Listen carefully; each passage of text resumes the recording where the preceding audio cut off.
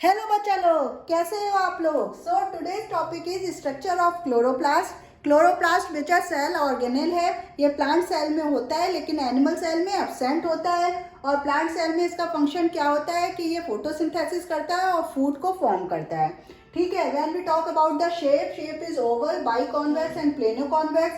यहाँ पर हमने शेप बनाया है प्लेनोकॉन्वेक्स। साइज की बात करें तो 4 to 6 micrometre in diameter and 1 to 3 micrometre in thickness.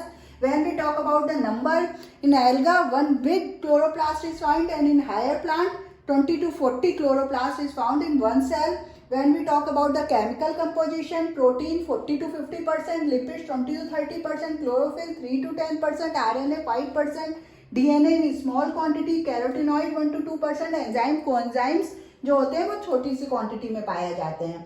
और when we talk about the chlorophyll, then chlorophyll A pigment and chlorophyll B pigment, इसका केमिकल कंपोजिशन क्या होता है क्लोरोफिल ए का C55S72N5O5N4Mg। When we talk about chlorophyll B C55S70O6N4Mg।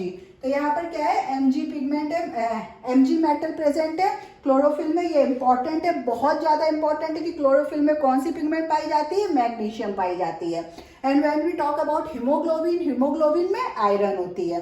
ठीक है। When we talk about the structure of chlorophyll, तो chlorophyll बच्चों कैसा बना हुआ होता है, उसका हेड किसका बना हुआ होता है क्लोरोफिल का, वो होता है हाइड्रोफिलिक इन नेचर में। कैसा होता है, हाइड्रोफिलिक। और वो 4 पायरोल रिंग का बना हुआ होता है, 4 पायरोल रिंग। और वो रिंग एक दूसरे से कनेक्टेड रहती है मैग्नीशियम मेटल से। ठीक है, is it clear. Hydrophilic head है, वो 4 पायरोल रिंग का बना होता है और रिंग किससे इंटरकनेक्टेड रहती है, मैग्नीशियम से। ठीक है। अब जब इसकी टेल की बात करें वो हाइड्रोफोबिक होती है। हाइड्रोफोबिक मीन्स वाटर फियरिंग और हाइड्रोफिलिक मीन्स वाटर लविंग। तो इसकी टेल कैसी होती है, हाइड्रोफोबिक टेल होती है और वो फाइटॉल की बनी हुई होती है। फाइटॉल किसकी बनी हुई होती है बच्चों, फाइटॉल की, PHYTOL।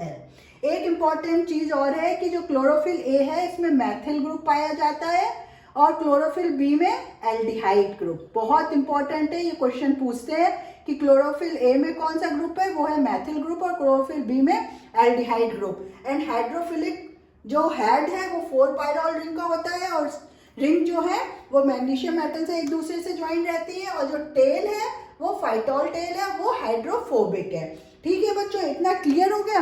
अब when we talk about the structure of chloroplast, ये क्या है, डबल लेयर मेम्ब्रेन का बना हुआ होता है। डबल लेयर मेम्ब्रेन का बना हुआ होता है। दोनों मेम्ब्रेन किसकी बनी हुई होती है, लिपोप्रोटीन की। बहुत इंपॉर्टेंट है, मेम्ब्रेन किसकी बनी हुई होती है, लिपोप्रोटीन। बहुत इंपॉर्टेंट है, बहुत ज्यादा आता है कि किसकी बनी हुई होती है, लिपोप्रोटीन की बनी हुई होती है। अब व्हेन और जो बाहर की मेम्ब्रेन को देखिए बोल दिया आउटर मेम्ब्रेन एंड अंदर की मेम्ब्रेन को बोल दिया inner membrane. This is inner membrane, this is outer membrane and space between inner and outer membrane is inter membrane space. Is it clear. और जब हम इसके इंटरनल स्ट्रक्चर की बात करते हैं क्लोरोप्लास्ट की, तो वहां पर ग्रेनम और स्ट्रोमा पाया जाता है। क्या होता है, ग्रेनम एंड स्ट्रोमा। स्ट्रोमा क्या है, लिक्विड पार्ट है जिसके अंदर की डीएनए होता है, राइबोसोम होता है, उसे मैट्रिक्स भी बोलते हैं। डीएनए, आरएनए, राइबोसोम और बहुत सारे प्रोटीन भी होते हैं। तो ये होता है स्ट्रोमा। और स्ट्रोमा के अंदर क्या होता है, ग्रेनम पाया जाता है। स्ट्रोमा क्या हो गया, साइटोप्लाज्म की तरह हो गया, सेल के साइटोप्लाज्म की जैसे ऑर्गेनेल सेल के साइटोप्लाज्म में होते हैं, उसी तरह से स्ट्रोमा के अंदर ग्रेनम पाए जाते हैं। और जो ग्रेनम होते हैं वो एक दूसरे से इंटरकनेक्टेड होते हैं स्ट्रोमल लैमेला से, स्ट्रोमल लैमेला से, जिसे हम फ्रेट्स भी बोलते हैं। When we talk about the granum, तो ग्रेनम क्या है, स्टैक्स लाइक है। स्टैक्स है, स्टैक्स किसका बना हुआ होता है, बहुत सारी थैलेकॉइड्स का बना हुआ होता है। थैलेकॉइड क्या होती है, मेम्ब्रेनस स्ट्रक्चर है जिसके सेंटर में ल्यूमन पाई जाती है और थैलेकॉइड के अंदर ही क्लोरोफिल होता है। बहुत इंपॉर्टेंट पॉइंट है। जो ग्रेनम है, ग्रेनम किसकी बनी हुई होती है, ग्रेनम स्टैक्स ऑफ थैलेकॉइड। तो जो आपको एक स्ट्रक्चर दिख रहा है वो है थैलेकॉइड और इस पूरे ग्रुप को हम बोलेंगे ग्रेनम। इज इट क्लियर बच्चों। तो ग्रेनम क्या है, बहुत सारे थैलेकॉइड्स का होता है। थैलेकॉइड्स एक दूसरे के ऊपर अरेंज हो जाती है और उसको ग्रेनम बोलते हैं। और जो एक ग्रेनम दूसरे ग्रेनम से कनेक्टेड रहता है वो किससे कनेक्टेड होता है, स्ट्रोमल लैमेला से, जिसे हम फ्रेट्स भी बोलते हैं। Is it clear? अब जो थैलेकॉइड होता है, थैलेकॉइड क्या होता है? मेम्ब्रेनस स्ट्रक्चर है, मेम्ब्रेनस स्ट्रक्चर, और बीच में ल्यूमेन होता है, उसके अंदर क्या होता है? क्लोरोफिल पाया जाता है, क्लोरोफिल होते हैं और एंजाइम्स भी होते हैं। तो जो लाइट रिएक्शन होती है फोटोसिंथेसिस की, वो कहाँ होती है? थैलेकॉइड मेम्ब्रेन में। बहुत इंपॉर्टेंट है, लाइट रिएक्शन जो होती है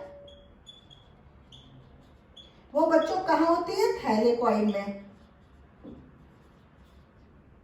ठीक है, बहुत ज्यादा इंपॉर्टेंट है। और आपको पता है कि फोटोसिंथेसिस में लाइट रिएक्शन होती है और डार्क रिएक्शन होती है। लाइट रिएक्शन में क्या होता है? एटीपी की सिंथेसिस होती है और एनएडीपीएच की सिंथेसिस होती है। वो एनएडीपीएच और एटीपी यूज किया जाता है डार्क रिएक्शन में,